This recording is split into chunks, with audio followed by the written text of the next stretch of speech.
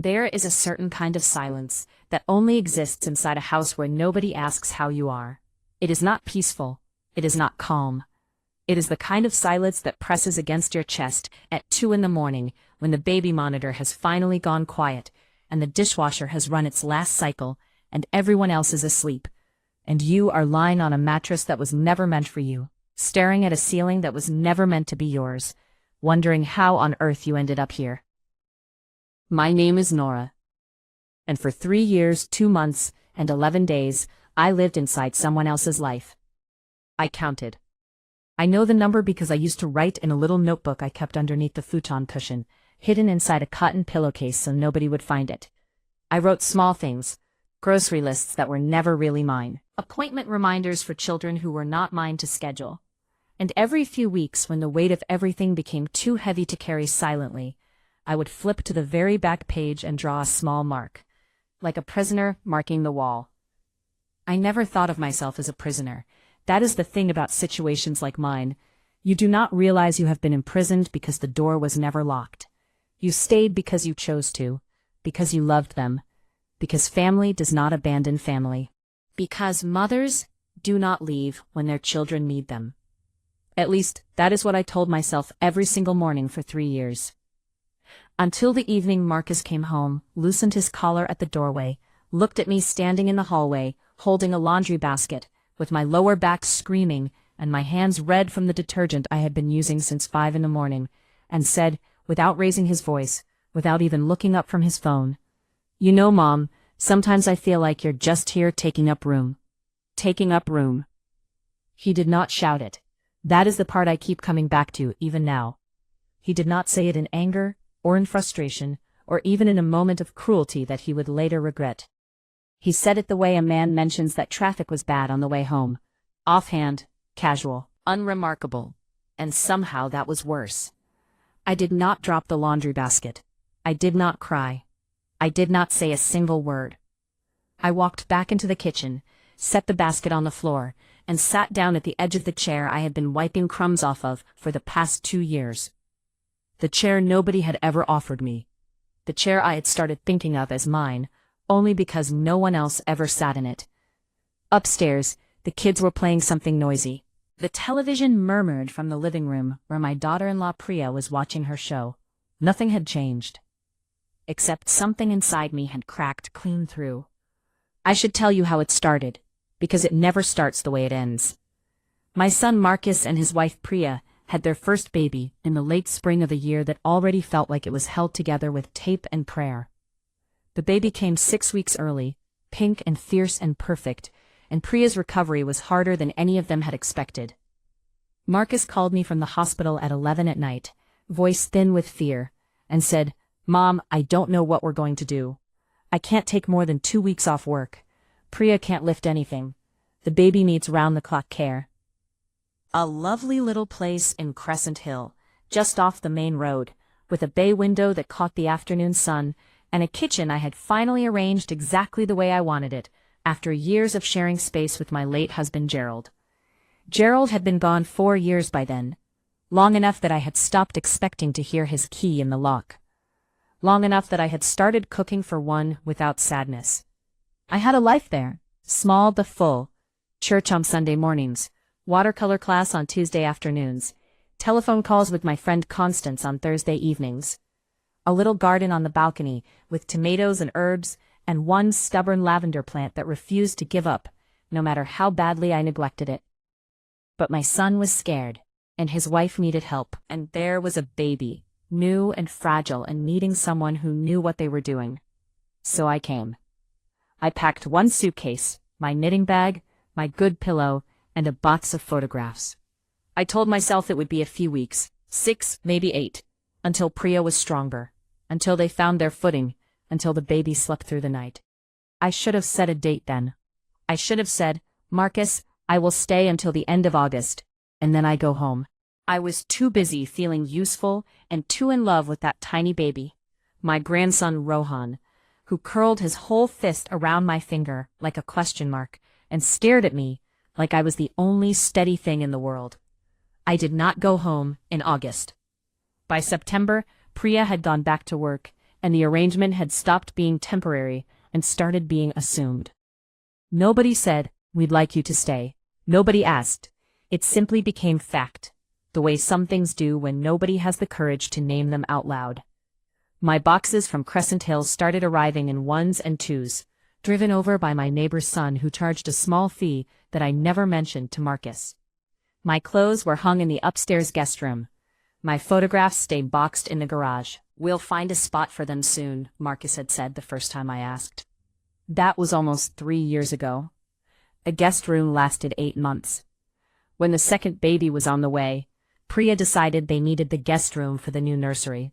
She told me over dinner one evening, her voice bright with that particular cheerfulness that means the conversation is over before it has started.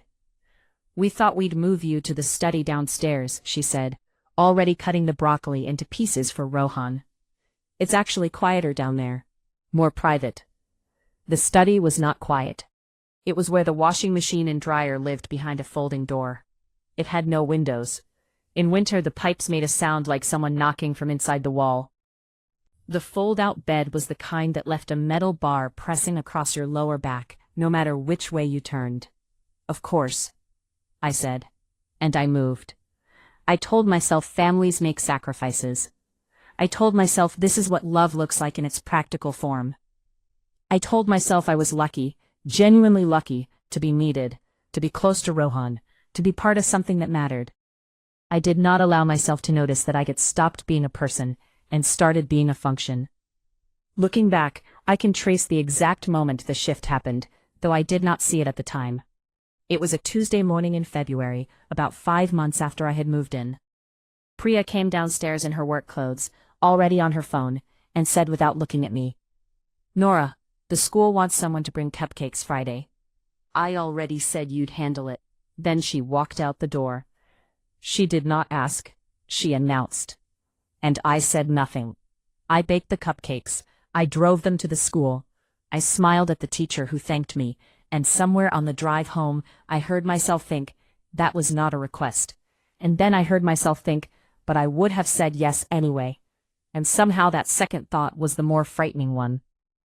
If you feel my words reaching you, if something in this story is touching a place you have kept quiet for a long time, show your support by liking this video and subscribing to this channel. And tell me, please tell me from which city you are listening today.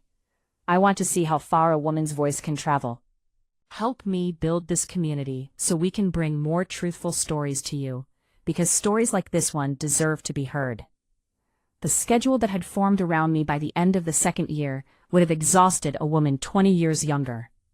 Wake at 5:30. Start the breakfast before the children stirred.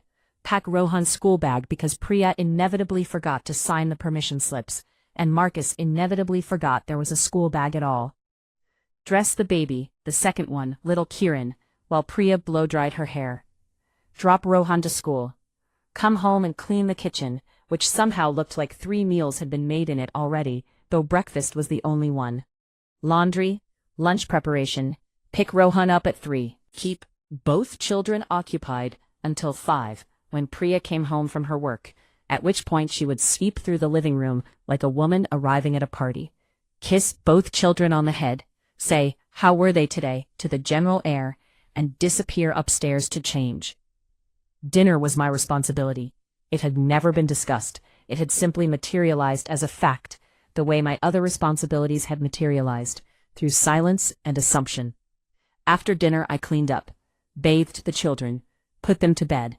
Then I sat in the folding study with my lower back burning, and my hands raw, and my eyes tired beyond what sleep could fix, and I tried to remember who I had been before all of this. Some nights I could not remember. My watercolor class was a memory. I had stopped going in the second month when Priya had a work trip and Marcus had a late meeting, and there was nobody else. My church visits had become sporadic, then rare, then occasional. My Thursday calls with Constance had shrunk from 2 hours to 15 minutes to almost nothing, because by the time the house was quiet, I was too exhausted to speak. I missed Constance. We had been friends since we were both young mothers with toddlers who kept escaping into each other's yards. She was a loud, warm, deeply funny woman who had once thrown a potted plant at a rude neighbor, and then immediately apologized to the plant. She made me feel like myself. But there was no room for myself in Marcus and Priya's house. When their friends came for dinner, I served the food and disappeared. When Priya's colleagues visited, I was introduced, if I was introduced at all, as Marcus's mom. She helps us out. Once, one of Priya's friends, a woman with a sharp bob and sharper eyes, looked at me across the kitchen and asked, "Are you the nanny?" I smiled and said, "I'm family." She nodded and turned away. That night I lay on the fold-out bed and repeated the word family to myself over and over, until it sounded like something hollow. The back pain started slowly, the way these things do. A twinge in the mornings, a tightness that arrived after I had been on my feet for 3 or 4 hours. By the end of the first year, it had become something I managed. I kept ibuprofen in my cardigan pocket. I learned which movements to avoid. I did not mention it because Priya had a tendency to respond to any complaint with a long, patient sigh that somehow made me feel I was being dramatic. The word dramatic was used often in that house. Rohan is being dramatic. The traffic was dramatic. Marcus's team at work was dramatic. And once, the single most painful once, Priya said to her sister on the phone, "Gerald's death hit Nora hard. She can be a bit dramatic about it still." Gerald had been dead 4 years. He was my husband of 31 years. He'd had died on a Thursday afternoon in October, with his reading glasses still on, and a crossword half finished on his lap. The dramatic thing, I had thought many times since, was not my grief. The dramatic thing was that I had been expected to simply fold it away and become useful. I had his photograph, Gerald's photograph, sealed in a box in the garage, alongside my watercolor supplies and my book collection, and the small ceramic lamp I had bought at a market in the south of France when we were young and stupidly happy. "We'll make room soon," Marcus had said. Soon had never arrived. I started keeping the small photograph of Gerald in my cardigan pocket instead, tucked behind my medical card. I took it out sometimes when the house was quiet, just to remind myself that someone had once looked at me and seen a whole person. One evening I overheard Priya on the phone. I was folding clothes in the study, which shared a thin wall with the kitchen. Her voice was clear. She did not know I could hear. Or if she did, she had forgotten I was there. She said, "No, we don't actually pay her anything. She lives with us rent-free. Honestly, it works out fine for everyone. She gets to be near the grandchildren. We get the help. She'd be lonely in that apartment anyway." She gets to be near the grandchildren. I stood very still with a small sock in my hand and let that sentence settle into me. She'd be lonely otherwise. That was the justification. That was the story they told themselves to make the arrangement clean. I was not being used. I was being rescued from my own solitude. My presence was charity, not contribution. My labor was lucky, not taken. I sat down on the fold-out bed and looked at my hands. These hands had rocked Marcus to sleep for years, had held Gerald's hand through his illness, had planted a garden, made a home, built an entire life from materials nobody handed me. And now they were being discussed as convenient, as available, as belonging to a woman who should be grateful for the company. I did not say anything that night. I folded the rest of the laundry. I made dinner. I smiled at Rohan when he showed me a drawing he had made of our house, a yellow square with smoke coming out of the chimney, all of us standing in a line outside. In his drawing, I was in the line. He had drawn me there without thinking about it, the way children include the people who matter. Folded it into the pocket with Gerald's photograph. By the beginning of the 3rd year, I had developed a habit I did not tell anyone about. Every Sunday evening, after the children were in bed and the house had gone still, I would take my old notebook from beneath the futon cushion, and I would write one sentence. Just one, whatever was true that week. Week 7. I cleaned this house for the 43rd time this month, and nobody said thank you. Week 19. Priya asked if I had remembered to defrost the chicken. She did not ask how my back was. Week 31. I missed Gerald today more than I have in a long time. He would have brought me tea and asked me what was wrong. He would have listened. Week 42. I found a watercolor class at the community center that meets on Thursday mornings. I have not told anyone, because I already know what will happen if I try to go. Week 53. Rohan asked me today if I was going to live here forever. He sounded hopeful. I did not know what to say. Week 61. I am invisible. I did not show anyone the notebook. It was the one space in that house that was entirely mine. The breaking point, when it finally came, arrived on an unremarkable evening in early autumn. Marcus had come home late, as he often did. I had kept dinner warm. Kieran was already asleep. Rohan had gone up after his bath. The house had that particular tired quietness that settles in after 8 o'clock, when the children stop needing things. I had been on my feet since 5 that morning. My lower back had crossed the line from aching into something sharper and more specific, the kind of pain that takes your breath when you turn too quickly.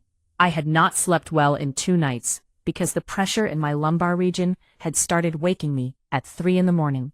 And so, when Marcus appeared in the hallway, tie loosened, phone in hand, I made the decision I had been circling for weeks. I said, carefully, quietly, "Marcus, I think I might need a little time.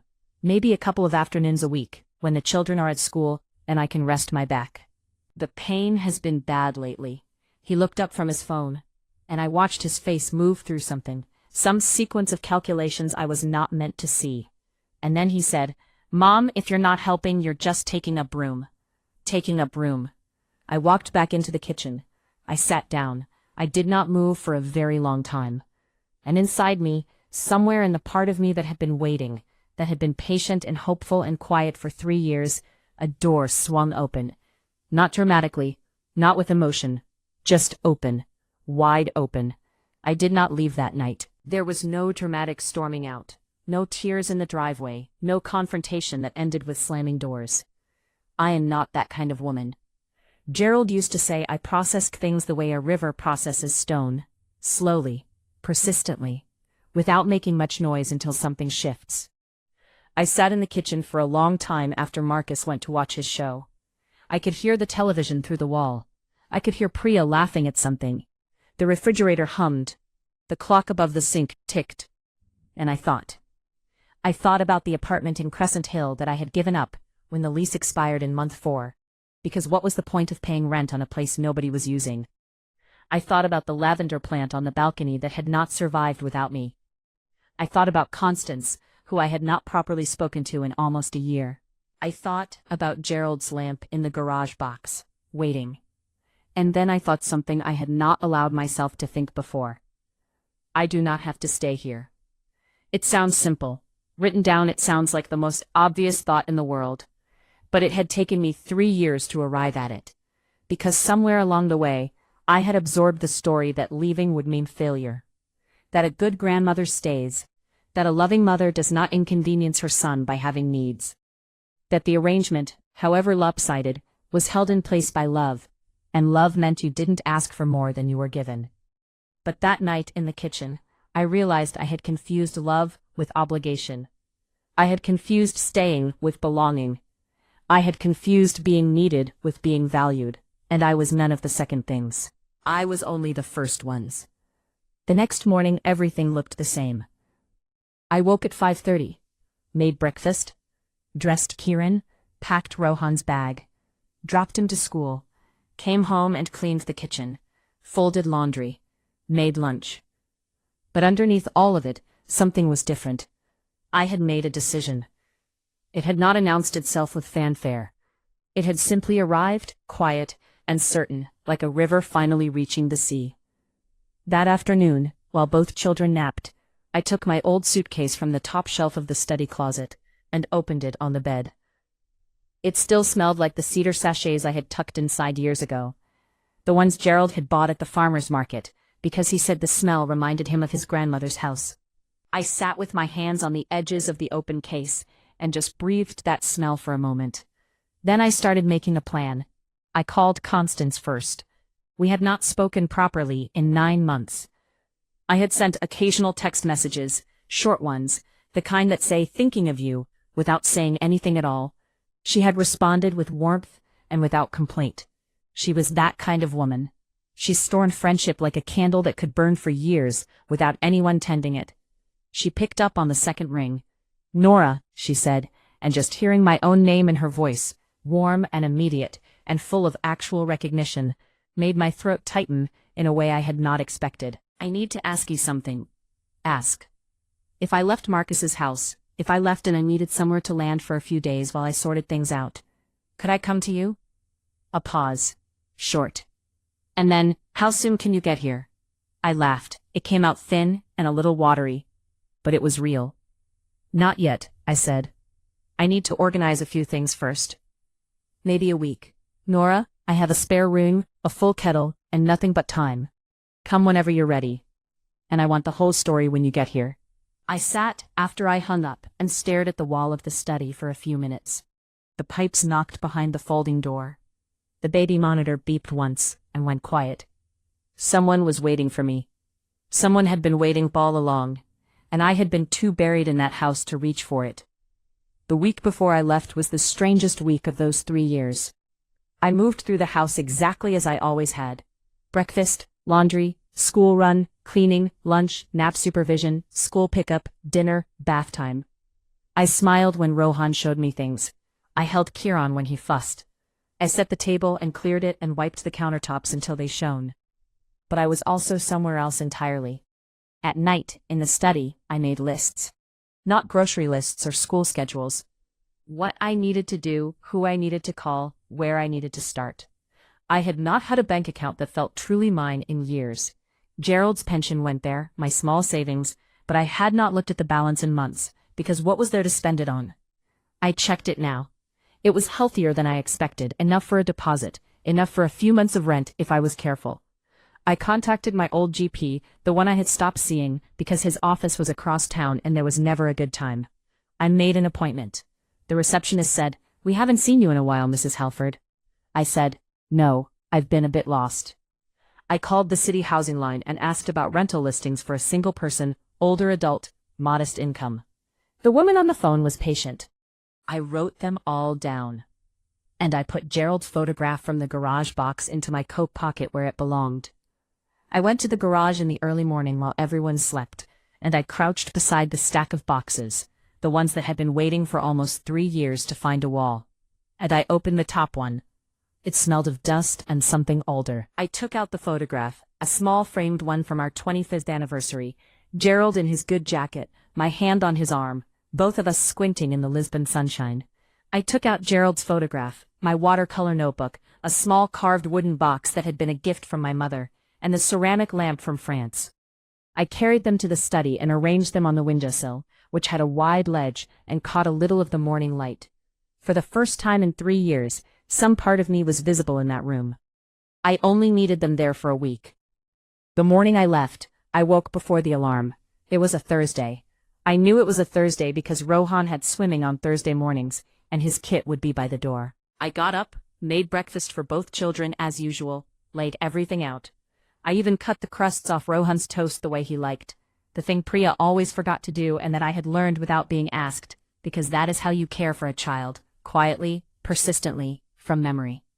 Then I went to the study, changed into my good coat, and picked up my suitcase.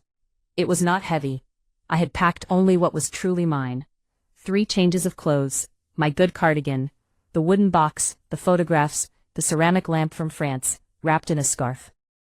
My notebook, my small bag of watercolor pencils that I had kept in a zippered pouch for 3 years without opening. Gerald's photograph. And underneath all of it, folded into the side pocket, the letter I had written the night before. I left it on the kitchen table. "Marcus, I am leaving this morning. I need you to know it is not a crisis. It is a decision. I have been making it slowly for a long time, though I think you will be surprised, because I have been very quiet about it. I gave this arrangement everything I had. I do not regret the time with Rohan and Tiran. I will love them always.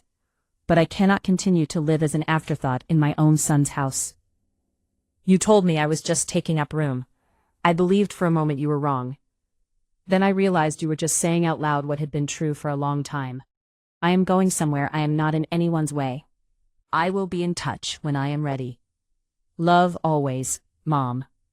I folded the note, placed it propped against the salt shaker in the middle of the table, where he would see it the moment he came down, and I picked up my suitcase. I walked out the front door. I did not slam it. I closed it softly, the way you close a door in a house where children are sleeping, because some habits are too deep to break all at once. and also because I did not want to wake the children, not for dramatic effect. Simply because Rohan and Kiran deserved to sleep. And I was not angry at them, and the quiet was a gift I could still give. The morning was cold and blue-gray, the kind of morning that smells like rain that has not yet arrived. I stood on the step for one moment, suitcase in hand, and looked at the street. Then, I walked. Constance lived 20 minutes away by taxi. I called one from the corner of the road rather than stand outside the house, because I did not want to be standing there when Marcus came down and found the note. The driver was a young man who did not speak, which suited me perfectly. I sat in the back and watched the city pass. Familiar streets I had not properly seen in 3 years, because I had always been in motion, always on an errand, always going somewhere for someone else's reason. Now I was going somewhere for mine. Constance opened the door before I had reached the front path. She was in her dressing gown, the old green one she had owned since I had known her, hair still loose, glasses on. She looked exactly like herself, exactly like Constance. And when she opened her arms and said, "Come in, darling, it's cold," I walked into that hug and let it hold me for a moment longer than I usually would have. Her apartment smelled of coffee and good bread and the particular warmth of a home that belongs to someone who actually lives in it. Books on the shelves, a plant on the windowsill that was slightly too large for its pot and deeply content about it. A pile of newspapers on the table beside a half-finished mug, evidence of a life that was hers. "I'll get tea." I sat at her kitchen table, and for the first time in as long as I could remember, I sat without thinking about what needed to be done next. Nothing needed to be done. Nothing was my responsibility. The table was not mine to wipe. The cups were not mine to wash after. The children were not mine to listen for. The dinner was not mine to start. I sat with my coat still on and my suitcase beside my chair, and I breathed. Constance set the tea in front of me and sat across from me and looked at me for a moment without speaking. Then she said, "How long has this been building?" 3 years, I said. "What finally did it?" He told me I was just taking up room. She said something then that was short and unambiguous and unprintable, and I laughed. A real laugh, full and sudden, the kind I had not had in months. She put her hand over mine on the table. "You can stay as long as you need." "A week," I said. "I've already started looking for something. Longer if you need it." "Constance," I said, "I need to stand on my own again. I need to know I can." She looked at me for a moment, then nodded. "All right, but you'll eat my food while you're here." "Gladly," I said. The first call from Marcus came while I was still sitting at Constance's table, 20 minutes after I had left. I watched the phone ring. His name on the screen. I let it go. The second call came while Constance was toasting bread. I let it go. The third call I answered. "Mom." His voice was different than I had heard it in years. Not the managing tone, not the casually distracted tone he had developed somewhere in the last few years when speaking to me. Something rawer. Something younger. "Where are you?" "Somewhere that isn't there," I said. "I'm safe, Marcus. I'm with Constance." "You didn't have to just leave. You could have talked to me." "I tried that," I said. "You told me I was taking up room." Silence. "Mom, I didn't mean it like that. I was tired. I was stressed. The project deadline, Kieran sleeping, Priya and I have been arguing. I didn't mean it." "I know," I said. "But you said it, and it was true. Not because of the words, but because of what the words described. I have been taking up room in your house, Marcus. Room that was never properly made for me." And I think we both knew that, and neither of us said it. Another silence, longer. "What do you want me to say?" "Nothing right now," I said. "I need some time." "We both do." "Mom, this is dramatic." I held the phone for a moment, looked out Constance's window at the neighbor's rooftop and the small patch of gray sky above it. "No," I said quietly. "Dramatic would have been staying.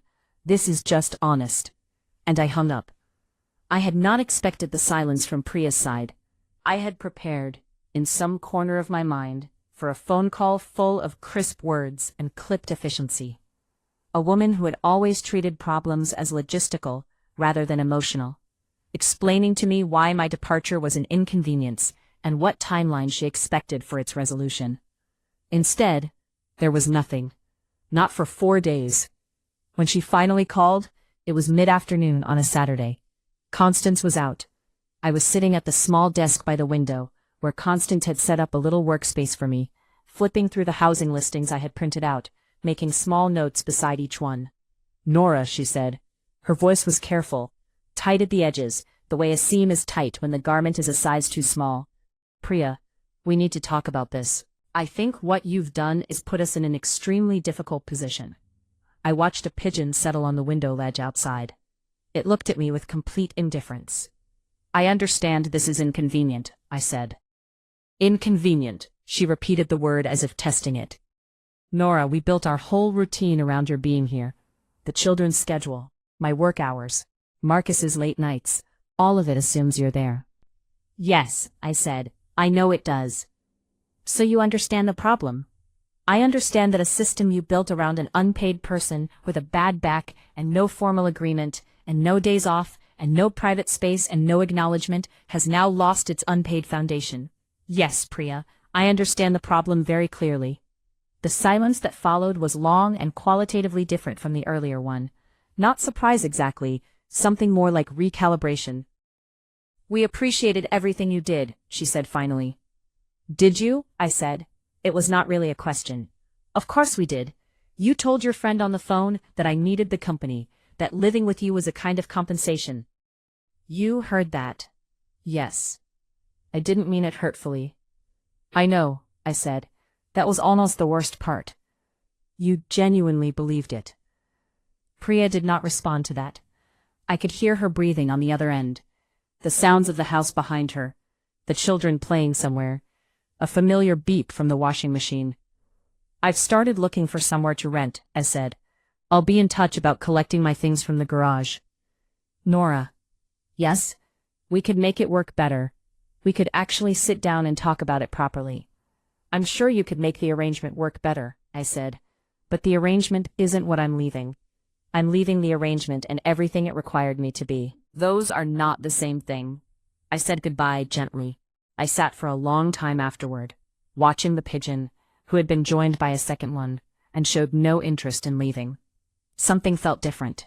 Not triumph, not relief, not yet.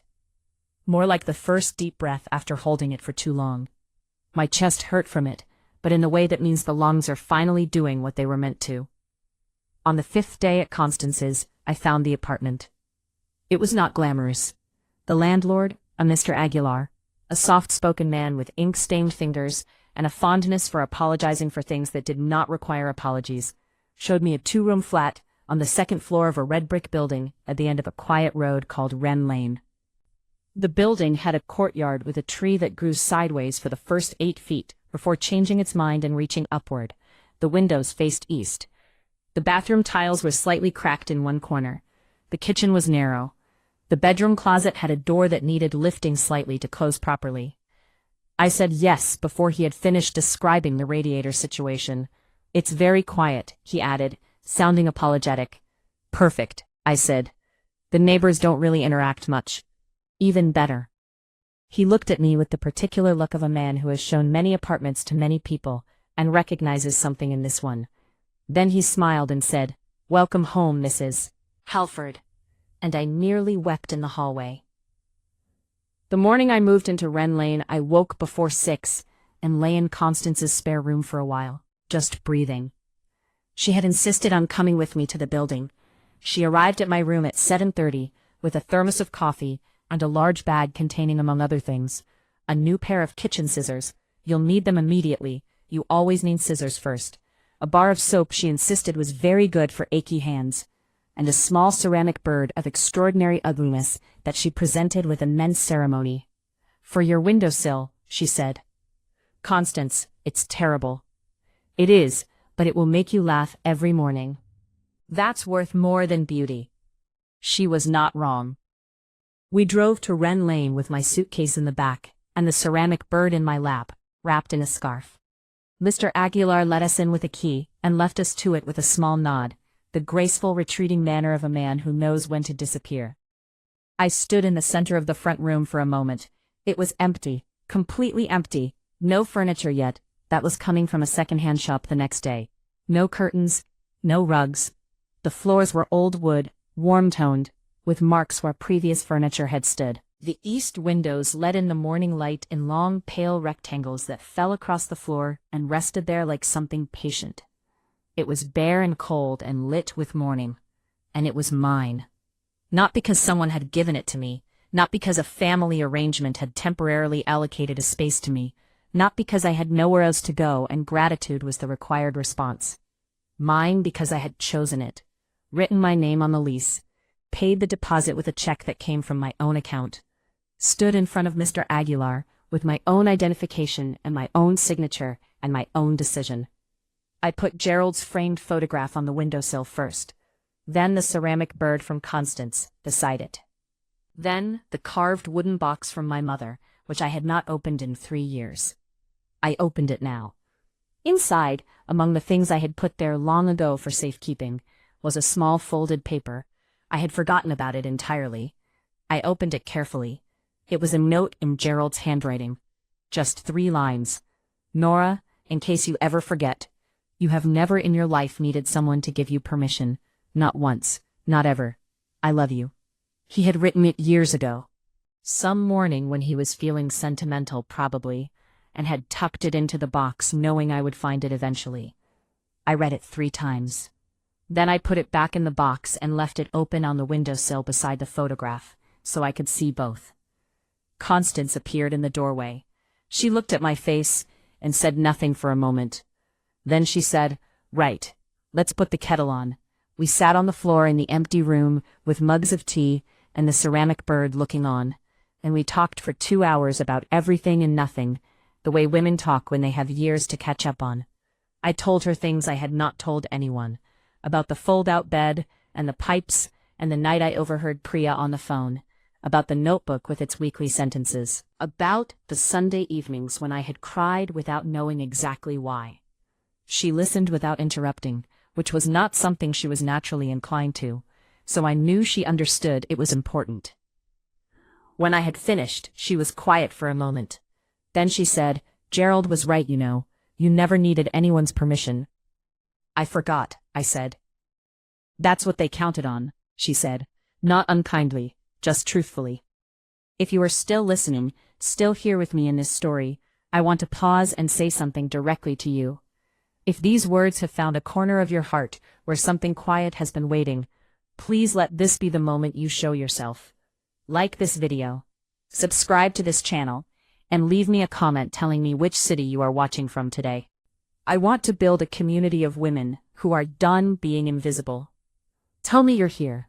Tell me where you are. Let your voice count, even in the smallest way. On the second day in the flat on Wren Lane, I did something I had been postponing for so long, it had started to feel impossible.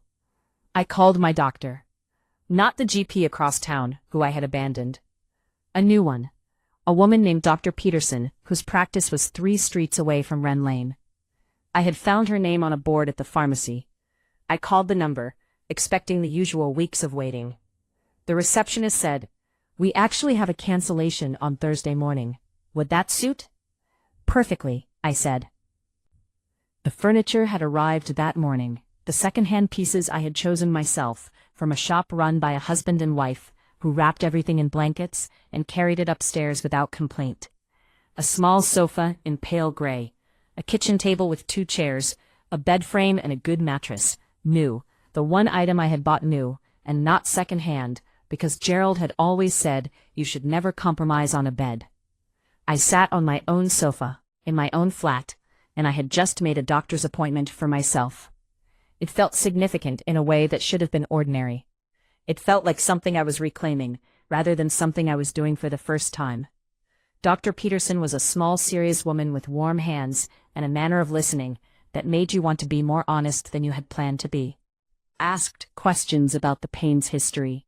When I told her how long it had been ongoing without proper assessment, she made a small sound that was not quite disapproval, and not quite surprise, but somewhere in between. "You've been managing this without treatment," she said. "I've been managing everything without treatment," I said.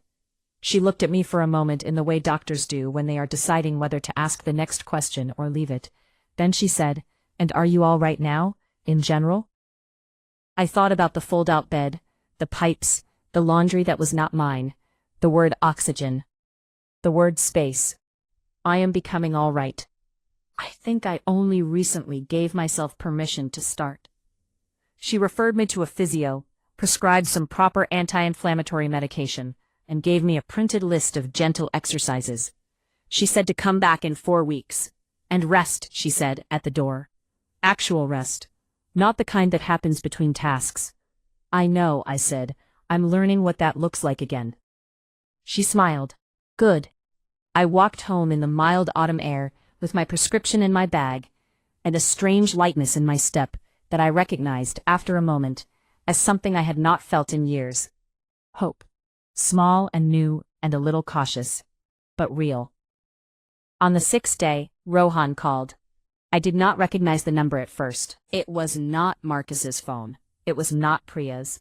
It was a number I did not know, and I answered with a cautious hello. Nana? His voice, high and uncertain and exactly like itself. Rohan, I said. Hi, sweetheart. Where are you? I'm in a new place on a street called Wren Lane. Do you know what a wren is? A pause. Is it a bird? It is, a very small one, very determined. Like you? I laughed, maybe like me. He was quiet for a moment. I could hear him somewhere in the house, the familiar sounds behind him. The television, the washing machine, the creak of the third step on the stairs that I had been meaning to mention to Marcus for 2 years. Dad said you needed a rest, Rohan said. I do. Is your back very bad? It's getting better now that I'm taking care of it. We have a supply teacher on Fridays, he said. She sits down a lot too. Dad says she has a bad back. She's nice though. Nice teachers matter. Another pause, then, Nana, did we do something wrong? I closed my eyes. Took a breath. No, I said, you and Kieran did nothing wrong. Nothing at all. I need you to know that. This was about grown-up things that grown-ups should have handled better. Does that mean Mom and Dad? I was quiet for a moment. It means everyone, I said gently. Including me. I should have spoken up sooner. Will you come back? Not to live, I said. But I will see you. I promise you that. When your Mom and Dad think the time is right, you can come to Wren Lane. The strange ones. The ones shaped like animals? Any shape you want. Nana, yes? I'm glad you're all right. My throat tightened. Me too, sweetheart. Me too. When I hung up, I sat in my little kitchen for a long time. The radiator ticked. The evening light came through the east window and fell across the table in a warm rectangle. He had called to check on me. A 7-year-old boy had done what no adult in that house had thought to do in 3 years. I opened my notebook and wrote, Day 7. My grandson called to see if I was all right. The smallest ones see the most clearly. The letter arrived on a Tuesday morning, hand-delivered to the building's post box. Not the building's communal box, my specific box, which meant Constance must have given Marcus the address when she decided he had waited long enough. I made a mental note to have words with her, and also to not actually have words with her, because I understood why she had done it. The envelope had my name in handwriting I knew very well, better than I knew my own. Marcus had always written exactly the way he had as a child. Large, careful, slightly tilted letters, the kind produced by someone who had been told many times to slow down and write properly. Inside, a single folded sheet of paper. Mom, I'm not good at this. Better on the phone than on paper, which is probably why I'm writing. I keep thinking about the night you left. I came down in the morning and found the note, and I stood there reading it 3 times, and I felt something I haven't felt in years. I think it was shame. Not the kind that makes you defensive.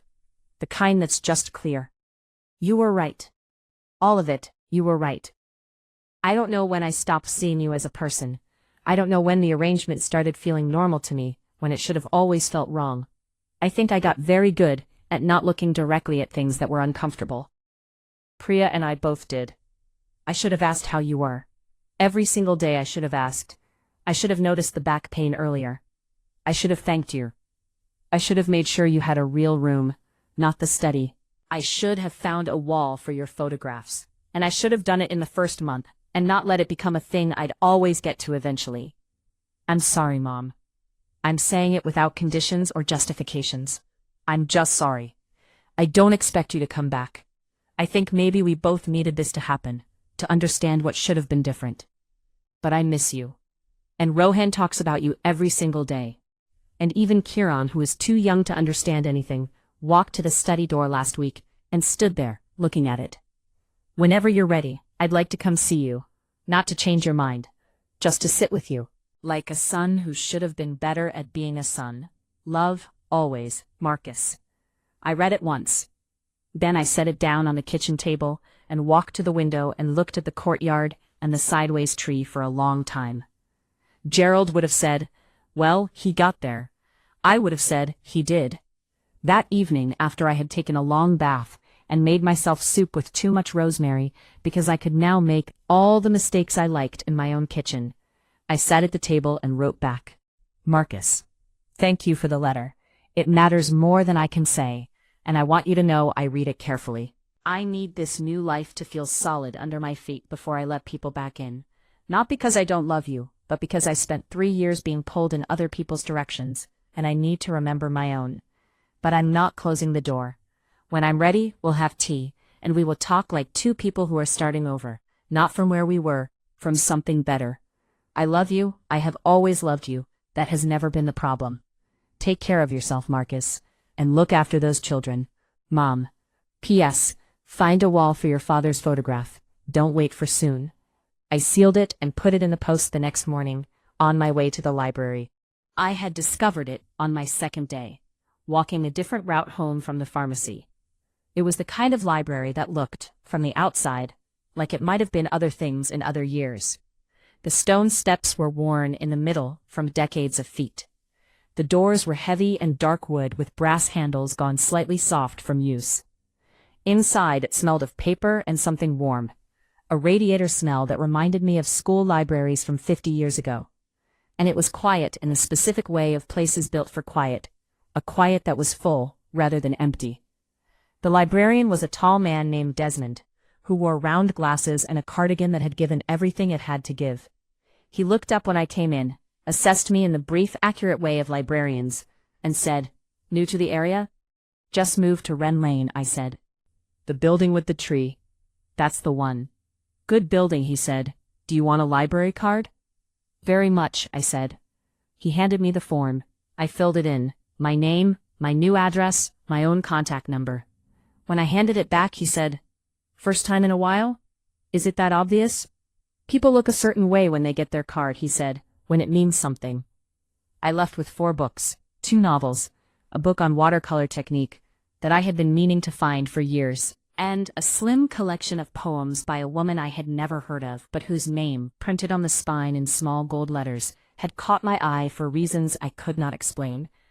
I walked home in the autumn afternoon, and made tea, and sat in my reading chair, the one I had positioned by the east window specifically for this purpose, and I read for 3 hours without interruption. Nobody called, nobody needed anything, nobody asked me where I had been. The sun moved across the floor, and the tea went cold, and I did not notice either until the room was dim and I reached for the lamp. This was what I had been missing. Not just the reading, not just the quiet, the sense that my time belonged to me, that the afternoon had no price attached to it, that I was not borrowing hours from someone else's schedule. NM. This was mine. And I joined a watercolor class in my 3rd week on Wren Lane. Met on Tuesday mornings at the community center, which was a 15-minute walk away, uphill, which the physio had said was exactly the kind of gentle exercise my back needed. The class was small, 6 women and 1 man, all various ages, taught by a cheerful woman named Iris, who smelled of linseed oil and always wore paint-stained aprons over surprisingly elegant clothes. The first morning I arrived with my new notebook and a set of pencils I had sharpened the night before, while sitting at my kitchen table, listening to the radio, and I felt something I had not felt in years before I had even sat down. Anticipation. Not the anxious kind, not the kind that means someone needs something and you do not know how you will manage it. The other kind. The kind that means something is about to happen that is for you, and only you, and there is nothing you have to do except show up and let it. I was terrible at watercolor that first morning. My brushwork was hesitant. The colors bled in the wrong directions. My trees looked like something had sat on them. Iris came and stood beside me and looked at my paper for a long moment. "What were you trying to do?" she asked. "Trees," I said. "In the courtyard outside my building, there's one that grows sideways." She looked again. "I can see it," she said. "Look, there, the sideways part. That's actually quite alive." I looked at the small patch of sideways in my painting. It was not what I had intended, but she was right. There was something alive in it. "Keep going," Iris said, and moved on. The hour and a half passed the way good time passes, quickly and without urgency. And when I walked home afterward with paint on my knuckles and a painting tucked in my bag that was imperfect and mine, I thought about the sentence Iris had said. Keep going. How simple it was. How rarely anyone had said it to me in 3 years. Not to urge me toward more tasks. Not to encourage me to push through pain for someone else's benefit. Just a plain, generous instruction to continue doing the thing that was mine to do. I pinned the painting to the wall above my kitchen table when I got home. It looked exactly right there. The first time Rohan came to Wren Lane was on a Saturday morning in October. Marcus dropped him at the end of the road. He did not come to the building.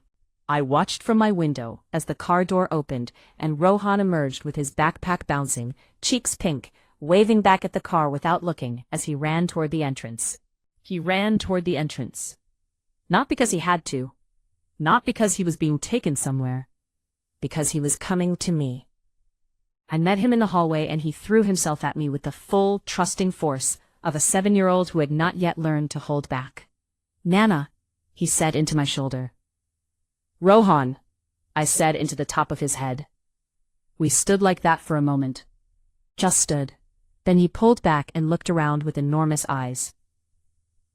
"This is it?" "This is it." He took a few steps into the front room, looking at everything. The sideways tree painting on the wall, Gerald's photograph on the windowsill, the ceramic bird from Constance, which he immediately went to examine. "This is a very ugly bird," he said, with the frank honesty of someone too young to soften things. "I know," I said. "I love it very much." He accepted this without question, set it back carefully, and turned to me. "Where's the television?" "I don't have one." He blinked. "You don't have a television?" "No." He considered this for a long moment with great seriousness. "What do you do?" "Read, paint a little, walk, cook, talk to Constance, think." He nodded slowly, working through the concept. "Okay," he said. "What are we going to do?" "Within reason." "Pancakes?" That was my first suggestion, too. We made them together. I gave him the egg to crack, and he managed it beautifully until the last second, when a piece of shell fell in, and we spent a companionable few minutes fishing it out with a spoon. He stirred the batter with the focused effort of someone doing important work. I let him choose the shapes. He chose a dinosaur, a fish, and what he described as a tree like yours but normal. "The normal one is actually harder," I told him. "Why?" he asked. "Normal is harder to make interesting," I said. He thought about this while we poured the batter. "My teacher said that about writing too." "Your teacher is right." He told me about school, about a project on ancient civilizations, about a boy in his class named Sam who could whistle with 2 fingers, which Rohan found almost supernaturally impressive. I told him about the watercolor class, about Iris and the sideways tree painting, about the library and Desmond. He listened the way children listen when they are actually interested, totally, occasionally interrupting with questions that came from completely unexpected angles. "Desmond is a good name," he said. "Like a professor." "He's very like a professor," I agreed. "Nana, what happened with your watercolors when you lived with us?" "I packed them away for a while." "Why?" "There wasn't time." He looked down at his plate for a moment. Something crossed his face, some small shadow, and I recognized it as the particular look of a child who understands more than adults give them credit for. "Because you were always doing things for us," he said. "Yes," I said. "I didn't know your back was bad." "You weren't supposed to know," I said. "That was a grown-up problem. You were supposed to be playing with dinosaurs." He smiled at that a little. "If Kieran asks me when he's older," he said, "I'm going to say Nana left because she needed to be Nana again." I set down my fork, looked at this boy, this specific, perceptive, serious small person who had grown up in that house and absorbed it all without anyone realizing. That, I said, is exactly right. He left at 3. Marcus picked him up from the end of the road again, car idling. Rohan hugged me twice, once at the apartment door and once at the bottom of the stairs, then ran out to the car. I went back upstairs and stood at the window and watched the car drive away. Then I sat at my kitchen table and opened my notebook. Day 29. My grandson said I left because I needed to be Nana again. He's 7 years old, and he has already understood the whole thing. I underlined it. The week settled into a shape I had not had in years. My own shape. Mine to form. Tuesday watercolor. Thursday library, where I had started volunteering with the children's reading group, a thing I had accepted after Desmond mentioned it almost in passing one afternoon. Wednesday afternoons, physio. Sunday mornings, the small church 2 streets over, where nobody knew my story and nobody asked, which was exactly what I needed. Just to sit in a space that expected nothing. The back pain did not disappear. Dr. Peterson had been straightforward about that. But it became manageable. The physio exercises helped. The proper medication helped. The cessation of bending over a laundry basket 6 times a day helped enormously. I started cooking for pleasure rather than obligation. It sounds small. It was not small. There is a profound difference between cooking a meal because 4 people expect it, and cooking a meal because you are curious what will happen if you put preserved lemons in the chicken. The first is service, the second is joy. I burned the preserved lemon chicken the first time, made it again the following week, ate it slowly, at my own table, with a glass of water and a book open beside me. Constance came for dinner once a week, always on a Friday, always bringing something unnecessary and wonderful. A second-hand record she had found, despite the fact that I did not have a record player. A packet of some new tea she had ordered from a place online. Once, memorably, a small cactus named Rodrigo, because she said he had attitude, and we deserved someone with attitude in the house. Rodrigo joined Ruth the succulent on the windowsill. They seemed to tolerate each other. Priya called once more, about 6 weeks after I had moved into Wren Lane. It was an evening call, which surprised me. Priya was not an evening caller. She did business during business hours and saved her evenings for herself, a quality I had always respected in theory, even when it had excluded me in practice. Nora, she said. Priya, a pause. I've been thinking about what you said, on the phone, when you left. All right. You said that offering respect after taking it for granted isn't respect. It's negotiation. A beat. I've been thinking about it for 6 weeks. And I think you were right. Another pause, longer. I think I told myself a story, about the arrangement, that let me feel good about it. I convinced myself you were content. That proximity to the grandchildren was its own reward. I think I chose to believe that because it was easier than looking at what I was actually asking. I said nothing. Not because I had nothing to say, but because I wanted to let her say it fully, without me filling the spaces. I'm not calling to ask you to come back, she said. I know that's not possible. I'm calling because I think Marcus is trying to rebuild something with you, and I didn't want there to be something unsaid between us that got in the way of that. I appreciate that, I said. I want Rohan to have a relationship with you, she said. I want Kieran to grow up knowing you. I think I can manage the arrangements differently. Better. That would mean a great deal, I said. I don't know how to apologize properly. I'm not sure I've ever had to do it this comprehensively before.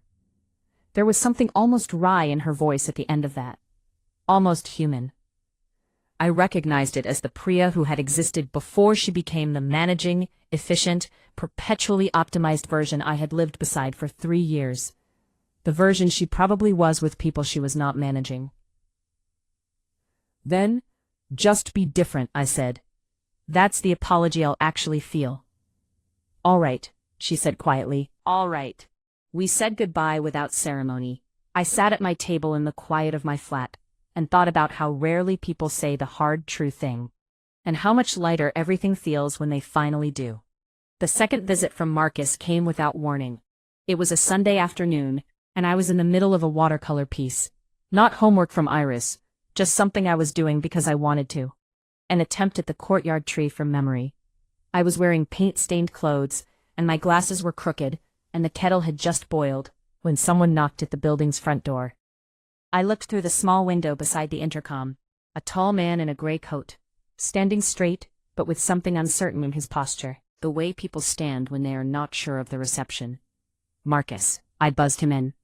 He appeared at my apartment door a moment later, a little out of breath from the stairs. He looked at me. I looked at him. Neither of us moved for a moment. He had circles under his eyes. He looked like a man who had been sleeping badly, and knowing why and not knowing what to do about it. I should have called, he said. Probably, I agreed. Come in. He came in and stood in my front room with the slightly lost look of someone encountering a space that tells them something they were not prepared for. He looked at Gerald's photograph, at the painting on the wall, at the ceramic bird and the succulent and the cactus. You've made it yours, he said. Yes, I said. He sat on the sofa, coat still on, which meant he was planning on this being short. I set the kettle on again and made tea, and brought 2 mugs, and sat in my reading chair across from him. Rohan told me about the pancakes, he said. And the bird. We agreed it has character. A small, real smile, the first I had seen from him in a very long time. Then it faded back to something more careful. Mom, he said, I don't know how to do this right. I've been thinking for 2 months about what to say, and I still don't. Then don't say anything planned, I said. Just talk. I miss having you around. Not in the way I used to. Not in a way that really meant I wanted you there to do things. I mean, I miss you. The person, the one who taught me to bake. The one who used to call me on my way home from work, just to check in. The one who knew how to make the silence comfortable. I let that sit. I stopped doing that, I said. Before either. Yes. He looked at his hands. Yes. We sat in the kind of quiet that is not comfortable, but is not hostile either. The kind that happens when 2 people are being honest in real time, and the honesty is landing in the places that need it. I'm not going to ask you to forgive me quickly, he said. I don't think it works like that. It doesn't. But can I come back, he said? Not to persuade you of anything. Just to sit here sometimes. If you want that too. I thought about it, genuinely, not as a performance of consideration, but as an actual question I was answering for myself. Yes, I said. When I invite you. On your terms. On my terms. He finished the tea. He stood up to go. At the door he paused, and looked at Gerald's photograph on the windowsill. The one I could see from my chair and from my kitchen table and from the front door. He would have liked this place, Marcus said. I know, I said. I think so too. He left. I stood at the window and watched him walk down the path to the street, coat pulled around him against the autumn cold. He walked like a man carrying something he was not yet sure how to set down. But he was trying. And trying, when it is real, counts for something. I called Rohan that evening. Not because anything had happened that required a call. Not because I needed him to know something urgent. Just because I wanted to hear his voice, and now that was something I was allowed to choose. He answered immediately, as if he had been expecting it. Nana. Hi, sweetheart. Dad came back from your house. Yes. He was quiet when he came in. A pause. But the good kind of quiet. Like thinking quiet, not angry quiet. You're very good at reading the room, I said. Mum says I'm perceptive. He said the word carefully, like he had been practicing it. You are. Nana, can I bring Kieran next time I visit? He keeps asking about the bird. I told him about the bird. What did you tell him? I said it was the ugliest, most loved thing in the house. Is that okay? I laughed, quietly. That's exactly right. Can he come? Talk to your mum and dad, I said. If they say yes, then yes. I'll make enough batter for all the animal shapes we can think of. Kieran likes frogs, Rohan said. He doesn't know what a frog looks like, but he thinks the word is great. Frog pancakes it is. After I hung up, I opened my notebook. Day 41. The small things are the real things. November came in gray and cold, and I bought a proper pair of walking boots from the charity shop near the library. Good ones, barely worn, a size up from what I usually took to account for thick socks. I started walking the long way to the library on my volunteer days, down Wren Lane, along the canal path, up through the small park where the trees were losing their leaves in great slow releases, and along the high street to the library's heavy wooden doors.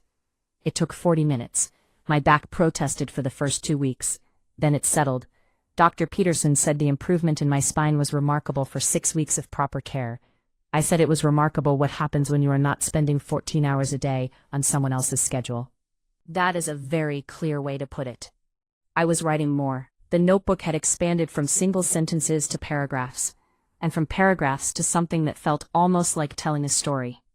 Not my story specifically, something larger. Something about what happens when a woman lets the world convince her that her usefulness is her identity, and what the recovery from that looks like. I had no idea what I was going to do with it. That was all right. It was mine. Christmas came.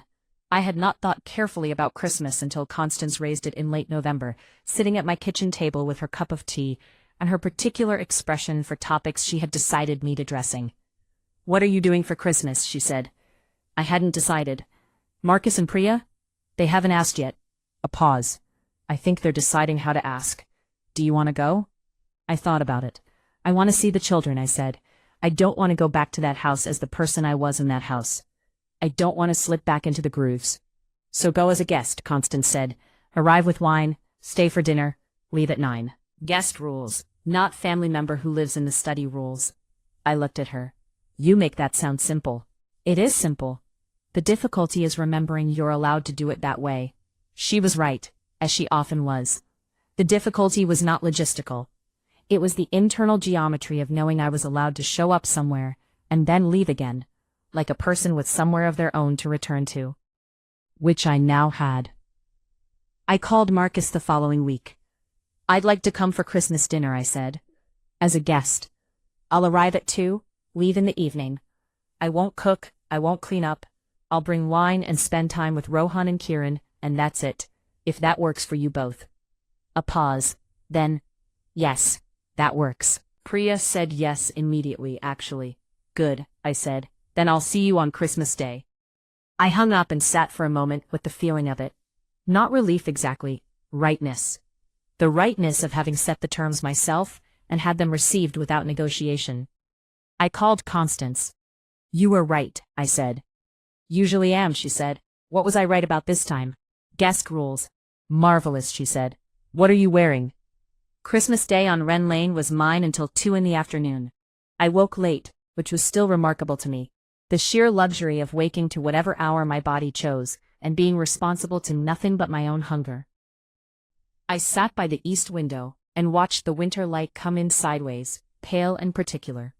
Ruth the succulent was blooming, impossibly, a tiny tight flower at the tip of one of her thick leaves. I had looked up whether succulents bloomed indoors, and learned that it was rare, and happened when the plant felt secure in its environment. I thought about that for a while. Then I painted. Not a Christmas scene, just the courtyard tree, again, the way I kept coming back to it. I had painted it 7 times since October. Each time, it looked a little more like itself, and a little more like me.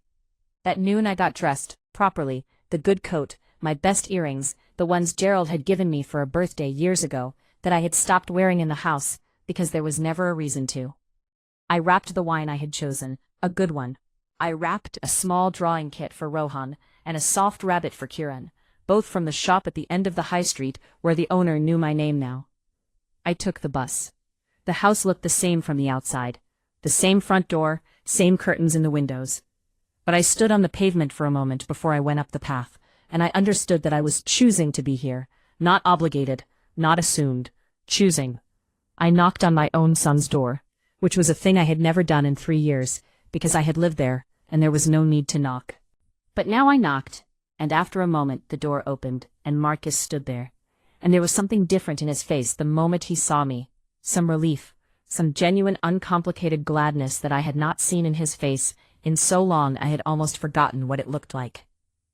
"Mum," he said, just that. "Marcus," I said. He stepped aside and I walked in. Rohan appeared at the top of the stairs with the velocity of a small person who has been waiting. "Nana." He came down the stairs so fast I was convinced he would trip, and somehow he did not. He hit the bottom step and launched himself at me, and I caught him, which my back registered a protest about, but some things are worth it. Nana, he said more quietly, against my shoulder. You came. I said I would, I said. Kieran appeared around the corner from the sitting room, wide-eyed, curious, slightly cautious. He was 18 months now, steadier on his feet than he had been when I left, with Marcus's eyes and a new habit of holding his own chin when he was thinking. I crouched down, carefully, at his level. Hello, Kieran, I said. He looked at me for a long moment with that total assessment that small children conduct, the kind that makes no social allowances. Then he walked toward me, reached out his hand, and patted me on the nose. I laughed out loud. He looked pleased with the result. Priya appeared from the kitchen, a tea towel in her hands, her hair loose. She looked, I thought, tired, but genuinely honestly tired. The way a person looks when they are managing their own life and not outsourcing the hard parts. Nora, she said, I'm glad you're here. Thank you for having me, I said. And it was and sounded like exactly what it was, a guest thanking a host. We sat down to dinner, the five of us. Rohan talked at extraordinary length about ancient civilizations, and his friend Sam, and a new development in the whistling situation that I gathered involved 2 fingers on the bottom lip rather than the top. Kieran experimented with a piece of potato in a way that was genuinely artistic. Marcus and Priya moved around each other in the kitchen with the careful choreography of 2 people who were still figuring out what the household looked like without a third person smoothing the edges. I sat at the table and ate and watched my family. This family I loved, and felt nothing that resembled resentment. I had been afraid, going in, that being back in that kitchen would flatten something I had built, that the house would pull me back into its orbit, that the grooves would be waiting. But they were not. Because I was not the same woman who had lived in the grooves. I had grown sideways, then upward, like the tree in the courtyard. And you cannot grow back into a shape you have outgrown. I left at 8:30, not because the evening had soured, but because I had said I would leave in the evening, and I was a woman who kept her word, especially to herself. Marcus walked me to the door. Mum, he said. Yes. Next time, could you come for tea? Just you and me? I looked at him. When I'm ready, I said. Of course. I'm closer to ready than I was 2 months ago, I said. He nodded, smiled, something true in it. I walked to the bus stop in the winter dark, breath making small clouds, good coat buttoned, earrings cool against my neck. I felt, walking to that bus stop, on that particular evening, something I want to try to name, because it deserves to be named. Not proof of anything. Not the satisfaction of having won a thing. Just wholeness. Myself, whole, moving through the world under my own direction. It was the best Christmas I had in years. I want to stop here, right here in the middle of December, and the middle of this new life, and speak directly to you. Because if you have been listening to this story, all of it, from the very beginning, something in you recognized something. Maybe it was the fold-out bed. Maybe it was the word dramatic. Maybe it was the moment someone in your life said something so casual, and so cruel, and so completely unremarkable to them, and you just stood there holding a laundry basket, and understood that nothing had changed, and everything had. If you are in the middle of a story like mine right now, I want you to know that the leaving does not have to be dramatic. It does not have to be a speech or a confrontation. It can be a quiet decision made on the edge of a chair in a kitchen that was never really yours. It can be a suitcase with cedar sachets. It can be one phone call to a friend you have been neglecting. And if you are years away from a story like mine, looking back at it, I want you to know that what you built from it, the small apartment and the books and the plant that bloomed when it felt safe, all of it counts, all of it mattered. And you are not finished yet. If this story found its way into your heart today, please like this video and subscribe to this channel. Leave me a comment. Tell me from which city you are listening right now. I want to see how far a woman's voice can travel when she finally decides to use it fully. Help me build this community so we can bring more stories like this one, true and difficult and necessary. You are not alone in this. None of us are. January came. My watercolor of the courtyard tree, the 7th version, the one I had finally allowed to be imperfect in the way things are, rather than the way you plan them to be, came home from the community center's small end-of-term display with a tiny red dot beside it. Iris had submitted it without telling me. Someone had bought it. I stood holding the card that told me this, and felt something move through me that I could not name for a moment. Then I could. It was recognition. The strange, rare feeling of having made something, just for yourself, not for anyone's approval or expectation, not to fill a requirement, or manage a situation, and having it be seen as something real. He would have put his hand on my arm and said, "Well, of course, you were always good at making things." I went home and opened a new page in my notebook. Day 80. Something I made is in someone else's house now, not because they needed it from me, because they wanted it. I underlined it twice. Marcus came for tea in late January, on my invitation, on my schedule. He arrived at 4, as I had asked, on a Tuesday, the one afternoon in the week I always kept free for myself. I had decided to give him 1 hour of that free afternoon and see how it felt. He was different in my space than he had been anywhere before. Smaller somehow, not reduced, but more human. Without the house and the children and the role of man of the house to arrange himself around, he was just Marcus. My son. The boy who had once made a paper dragon with me on a rainy afternoon and called it the best afternoon in recorded history. He sat at my table and held his mug and looked at Gerald's photograph. "I didn't call him Dad much," Marcus said. "Not to me, just to the room. After a certain age, I called him Gerald. I thought it was more grown up." "I know," I said. "I think he was a better father than I've been so far." A pause. "I think I should try harder." "He was not always excellent," I said. "He had his years where he got it wrong." Marcus looked at me, surprised. "He did," I said. "We worked through it. He listened when it counted." He listened. "He did.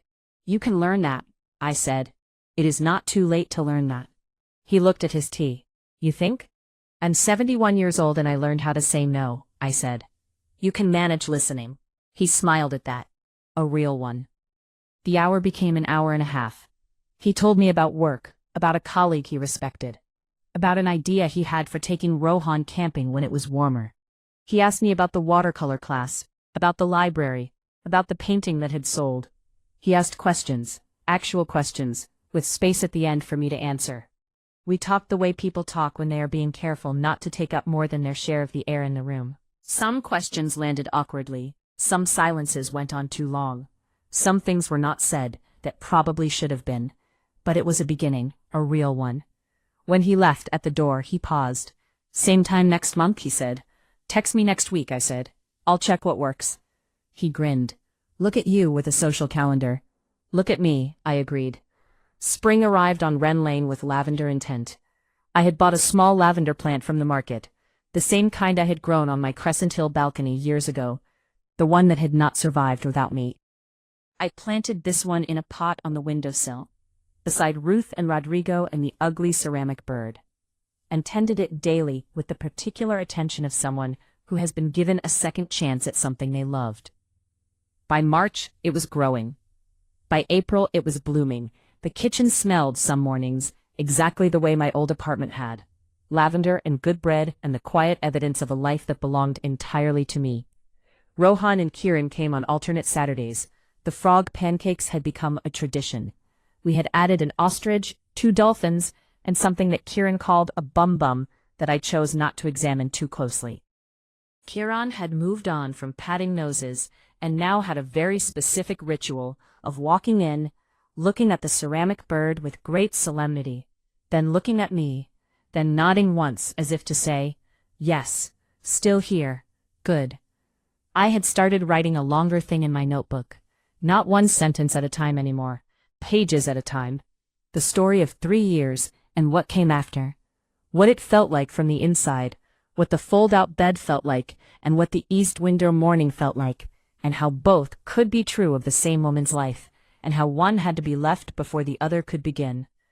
I did not know what it was. I did not need to know yet. It was mine to write. On a Thursday morning in May, I was at the library, setting up for the children's reading group, arranging the beanbags and the book display, when one of the regular mothers came in with her daughter and stopped when she saw me.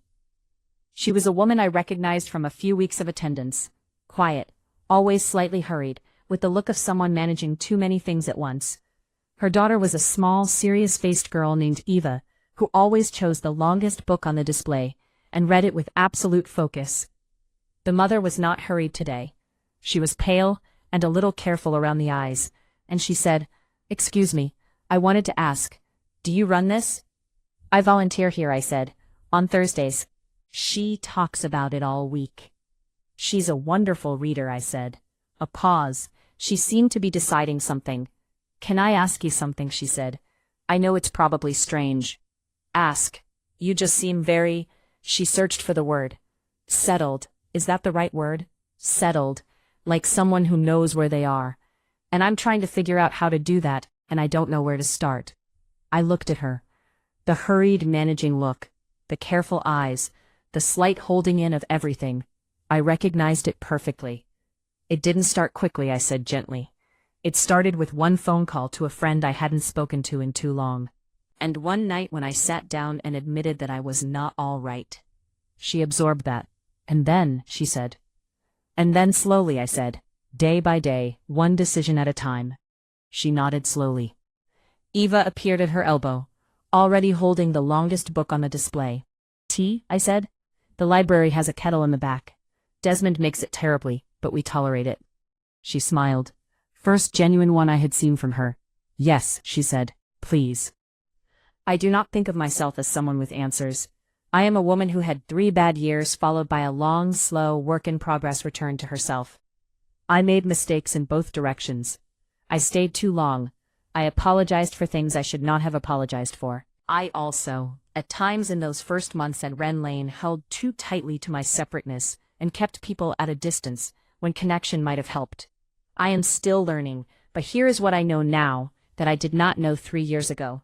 Or perhaps what I knew and had forgotten, or perhaps what I had never let myself believe. You are not the function you perform for other people. You are not the schedule you keep, or the meals you make, or the laundry you fold, or the silence you maintain to keep the peace. You are not the space you take up, or the room you inhabit, or the folding bed you sleep on. You are the woman who chose this morning, this cup of tea, this light, this particular shade of lavender on the windowsill that nobody asked you to grow, but that you grew anyway, carefully, because something in you remembered that growing things matter. You are the woman with the notebook and the watercolors, and the library card, and the friend who brings ugly ceramic birds out of pure affection. You are the woman who got it wrong for a while, and then got it right. You are the woman who walked out of a house carrying only what was truly hers and found, to her surprise, that it was enough. The key to Marcus's house still sits in the ceramic dish by my door. Not because I plan to use it, not because I am waiting for permission, because it reminds me every morning when I see it, that I have the power to leave places that are not good for me, and I have the power to stay in places that are, and only I get to decide which is which. I have not had to use the key, but I will never give it back. Some things you keep not because you need them, but because of what they mean. Because they are small, solid reminders of the moment you understood something true about yourself. I understood that I was allowed to go. And in going, I finally arrived. I lit a candle last night, after Constance left from our Friday dinner, after the table was cleared and the dishes were done, and the apartment held the warm quiet that comes from good company recently departed. I sat in my reading chair with my cup of tea and my notebook open on my knee, and the candle on the table beside me. And I wrote. Not one sentence, several, a whole page, about what it means to build something at 71, about the way a plant blooms when it feels safe, about a small boy who calls it your house because he understands the difference between a house and a place you're assigned, about a man learning slowly to listen, about a woman with ink-stained fingers who says welcome and means it, about a friend who brings hideous birds and perfect tea and fills all the empty spaces in exactly the right way, about Gerald, always Gerald, who tucked a note into a wooden box 20 years ago, knowing I would find it when I needed it. You have never in your life needed someone to give you permission. He was right. I just forgot for a while. And then I remembered. And the remembering, it turns out, is its own kind of beginning. If you have walked this whole journey with me today, if you stayed from the first morning in that kitchen, all the way to this candle, this chair, this window, this life that is finally and entirely mine, then I want to say something to you directly. Invisible. You are not too old, too tired, too far in, or too late. You are not dramatic for wanting more than you are currently given. You have the right to knock on your own door, set your own terms, choose your own afternoon, make your own mistakes, grow your own lavender. And if something in this story has been speaking a language you recognize, if you have been nodding along in the quiet, please do not let it pass without doing one small visible thing. Like this video, subscribe to this channel, and leave me a comment from wherever in the world you are listening today. Tell me your city. Tell me you're here. Let your voice count, even in the smallest possible way. I want to see how far a woman's voice can travel when she stops being quiet about the things that matter. Help me build this community. Help me keep bringing stories like this one, because there are more of us than anyone knows, and we are not invisible anymore. We are here. We are whole. We have arrived.